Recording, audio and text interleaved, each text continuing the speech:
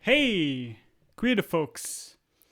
It's 11:36 in Brooklyn, New York, and I'm having another beautiful cup of coffee here. Damn good coffee. And today I was experimenting more how to integrate Make Noises No Coast and Strega with my software in MaxMSP. And yeah, just a quick reminder, my software is basically made for live processing of instrumentalists, so playing with other people, instrumentalists, and processing them. And then, yeah, just having many different effects to do that. So it's actually possible to react to them and do stuff. And so I came up with this new concept how I can integrate those synthesizers better into the system. By the way, the system, I didn't just magically make it up. It's very much based on Sam Plutar's concept of live modular, what he calls live modular instrument. But I made my own little thing here in MaxMSP. And now created something new to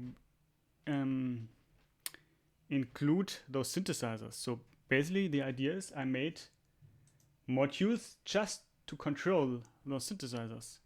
And since I can switch between modules, for example, I have here different layers. This also means I can switch between different control modules for those modular synthesizers, which means it's kind of almost possible to repatch in real time a little bit, or repatch more quickly than just when changing the cables.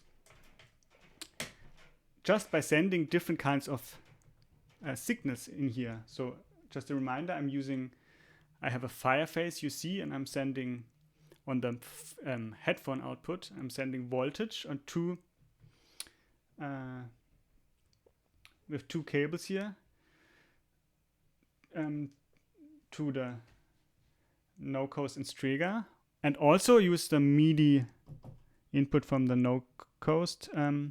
So I basically have 4 different control signals I can send, which comes in very handy. So let's go right into it and look at some of those effects. So, and also play it so you can sense how it sounds.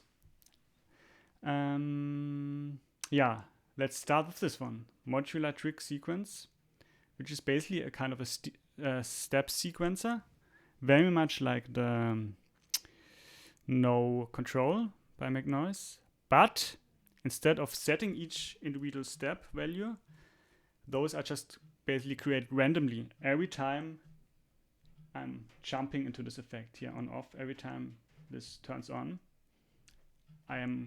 it generates different values, and then it's just steps through the sequence in a kind of a chaotic way, because I have this chorus mode on, which just randomly switches between going up the sequence or down the sequence, jumping or between the steps or going in sequence, and also changing the tempo of this. So this sounds a little bit like this. Well, now no sound, but here we go.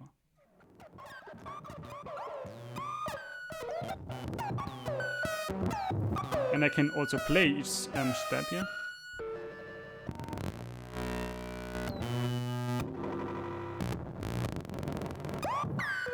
And now new ones.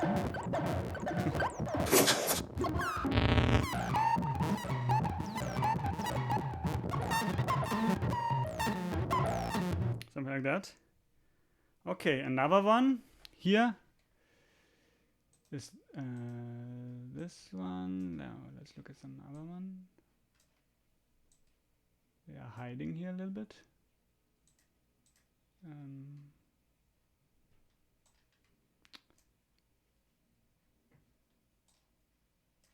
Where did I put this? Oh, what? Okay. Never mind. Can't find it right now. But I can still show you the sound. Basically, another effect, I'm just sending different oscillating signals and random signals. Some of them in audio range, kind of a fast frequency, some more like an LFO. And this sounds like that.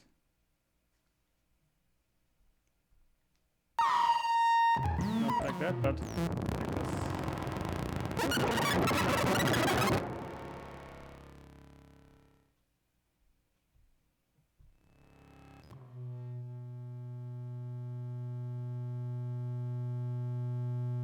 Okay. Now, here we go. Okay. So, kind of a crazy one. Also, it changes every time I go there. Basically changes which kind of signal I send. If I send a random signal or an oscillator, it just is different every time. So sometimes you have a random signal here, sometimes an oscillating, sometimes an LFO, sometimes a quick oscillator. Okay, another one. And one of my favorites here is feedback, which basically means I'm creating a feedback between the synths and the computer. And here control how much feedback I want. And that sounds like this. So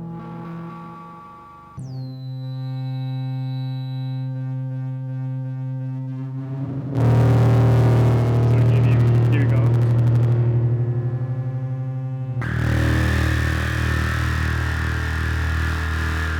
So you get kind of some intense screaming sounds here.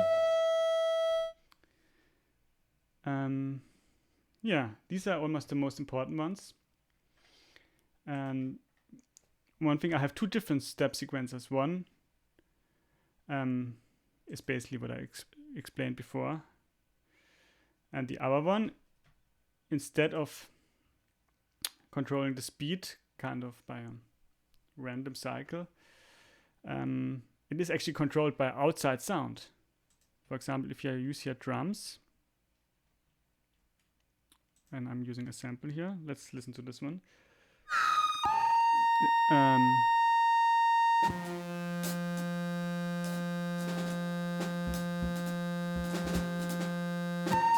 It's triggered by the drums. It's kind of nice.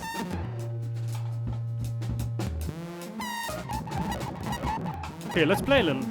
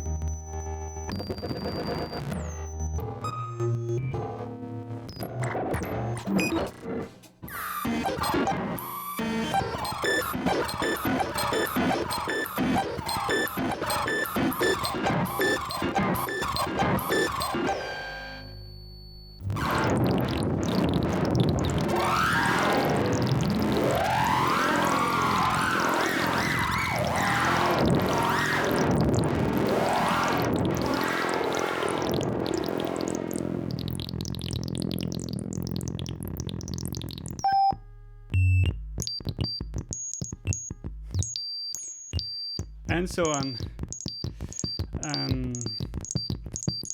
See you all next Sunday, folks, and keep drinking amazing coffee.